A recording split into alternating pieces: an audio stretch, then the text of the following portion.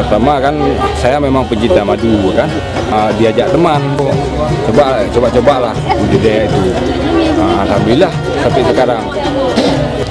Keunggulannya kalau madu ini bagus sekali. Nanti kan perbandingannya satu sendok madu ini sama dengan 10 sendok madu lebah biasa.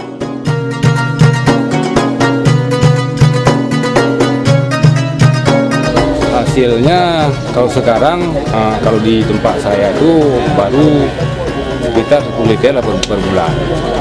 Alhamdulillah hampir semua rumah di desa Padipanah ini sudah mulai membudidaya madu dulu.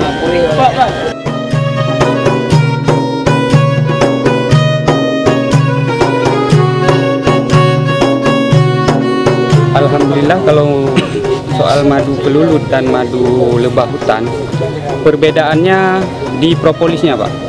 Propolis karena madu kelulut mengandung propolis, sedangkan madu lebah hutan tidak mengandung propolis. Kemudian manfaat propolis itu sendiri antiseptik dan antibiotik. Dari manfaat hasil ekonomisnya, Pak. Kemudian manfaat dari segi kesehatan itu juga sangat penting.